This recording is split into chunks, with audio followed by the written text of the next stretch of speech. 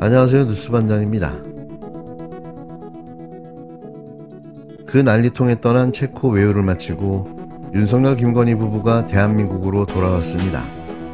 김건희 씨의 공천 개입 의혹을 뒤로하고 마치 당장 원전 수주 계약이라도 할 것처럼 떠난 순방은 결국 관광이 되어버렸는데요. 체코 관광을 마치고 발표된 성과는 말 그대로 초라하기 그지없었습니다. 왜 간 걸까요? 목적이 뭐였을까요? 이렇게 국민 열세를 물쓰듯 써가며 이뤄낸 성과가 처참했는데요. 김태호 국가안보실 제1차장이 현지 시간 지난 20일 현지 브리핑을 통해 밝힌 이번 순방의 성과는 대략 5가지로 압축됩니다. 첫 번째, 전략적 동반관계 강화를 위한 확고한 토대 마련.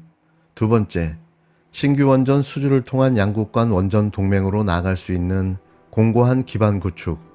세 번째, 교육투자 첨단산업 과학기술 교통 등 원전의 전방위 협력 추진을 위한 발판 마련.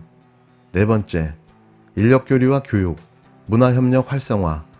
다섯 번째, 주요 지역 정세에 대한 긴밀한 공조 등이었는데요. 이게 대체 뭘까요? 토대 마련, 기반 구축, 발판 마련, 협력 활성화, 긴밀 공조.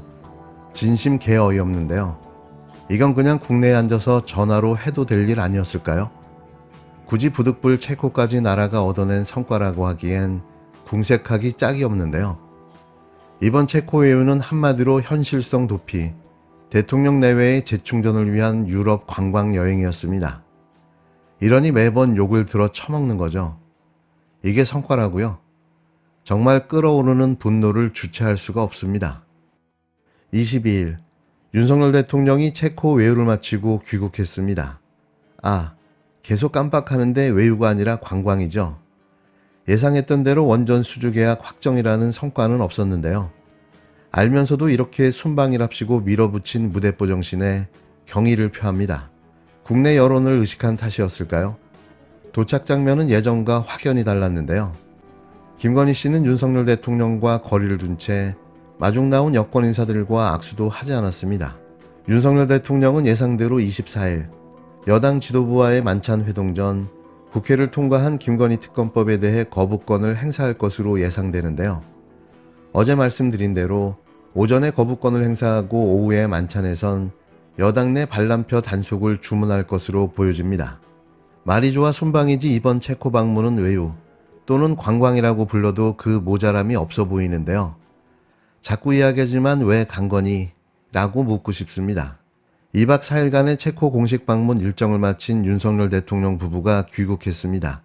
윤 대통령은 마중 나온 이상민 행정안전부 장관과 1분 가까이 대화를 나눴고 국힘당 한동훈 대표와 0.3초 짧게 악수했는데요. 눈길 한번 마주치지 않았습니다.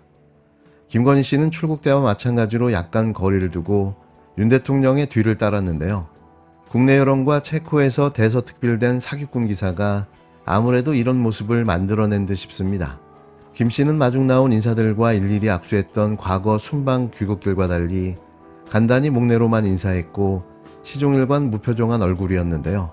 대통령실은 이번 순방에 대해 체코와의 원전 동맹을 구축하는 기반을 마련했다고 평가했는데요. 출국 전 예고했던 원전 수주 계약 확정이라는 구체적인 성과까지는 아예 만들어내지 못했습니다.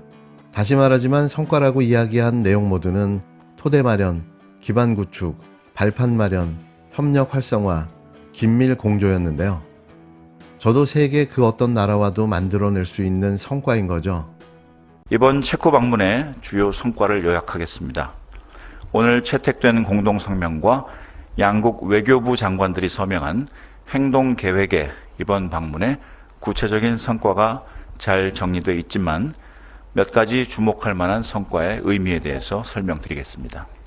첫째로는 윤 대통령의 체코 방문으로 양국 간 전략적 동반자 관계 강화를 위한 확고한 토대가 마련되었습니다.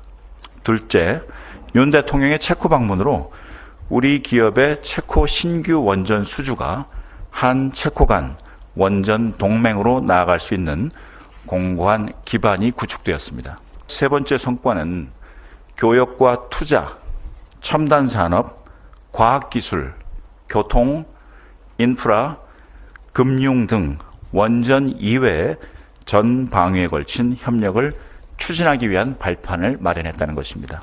네 번째로는 인력 교류와 교육, 문화 협력을 활성화하고 확대해 나가기로 했습니다. 마지막으로 양국은 자유, 인권, 법치의 가치를 공유하는 전략적 파트너로서 주요 지역 정세에 대해 앞으로도 긴밀하게 공조해 나갈 것을 재확인했습니다. 대통령실은 체코 측의 머릿속에는 한국이 아닌 다른 대안은 없다고 느꼈다고 밝혔는데요. 또 그 느낌적 느낌이 나온 겁니다. 체코 측 머릿속에 과연 한국만 있을까요? 그걸 대체 누가 합니까? 문제는 미국 기업과 한국 수력 원자력 사이의 특허권 분쟁이 막판 전수로 남은 상황인데요. 하지만 미국 측 입장이 완강해 쉽게 해결될 기미가 보이지 않습니다. 이런 상황 속에 국힘당의 평가가 기가 막혔는데요. 문재인 정권의 졸속 탈원전 정책을 윤 대통령이 바로잡았다고 떠들어댄 겁니다. 이에 더불어민주당은 수혜라는 위기 상황에서도 대통령은 체코만 바라보겠다면서 외유성 순방을 떠났다고 평가절하했는데요. 윤석열 대통령은 이번 주 초 한동훈 대표 등 여당 지도부와의 만찬 회동을 가집니다. 한 대표는 만찬에 앞서 대통령과 독대를 요청했고 대통령실은 만찬을 하기로 했으니 상황을 보자며 즉답을 피했는데요. 0.3초 악수에서 보듯 독대가 이루어질 리는 만무해 보입니다. 윤석열 대통령은 또 국회를 통과한 김건희 특검법과 최상병 특검법에 대해 이르면 이번 주 거부권을 행사할 것으로 예상되는데요. 여태까지 21번의 거부권을 행사한 윤 대통령, 또 거부권을 행사하면 24번의 거부권을 행사하게 되는데요. 어디까지 막장으로 갈 수 있을까요? 이게 자신의 흑역사로 기록될 거라는 사실을 알기나 할까요? 대한민국을 20년 뒤로 되돌린 역대 최악의 대통령, 그의 이름은 윤석열입니다. 윤석열 대통령 부부가 지금 체코에 가 있는데 네. 몇 시간 전에 체코 언론에서 한국의 영부인이 사기꾼이다. 한국의 국가원수협회는 왜 사기꾼이 있는 거냐. 이런 기사를 냈다면서요? 네, 지금 굉장히 좀 헤드라인이 약간 자극적으로 네네. 느껴지실 텐데요. 체코 최대 일간지인 블레스크의 기사입니다. 작은 언론사가 아니란 말씀이세요? 그렇습니다. 그 체코 출판협회에서 올 2월에 실제로 체코인들을 대상으로 조사를 했을 때 제일 많이 보는 58만 4천 명이 적어도 뭐 신문이 하나 나오면은 그 신문을 보는 사람이 최소 그 정도 된다. 이렇게 조사가 될 정도로 최대 일간지라고 할 수 있고요. 네. 자, 요 이제 내용이 뭐냐면 김건희 여사와 관련된 의혹에 대한 굉장히 자세한 기사입니다. 사실 처음에 대선 출마를 한 이후에 이제 김건희 여사와 관련된 의혹들 에 대한 얘기부터 시작을 해요. 네. 그러니까 아파트와 관련해서 탈세, 그다음에 표절, 뭐 이런 문제도 다 얘기를 하고 있고요. 심지어 기자회견을 통해서 이제 나는 조용히 내조할 거다라는 얘기까지 했었다. 뭐 이런 얘기도 하고요. 네. 그리고 주가 조작과 관련된 내용도 이 기사 안에 들어가 있습니다.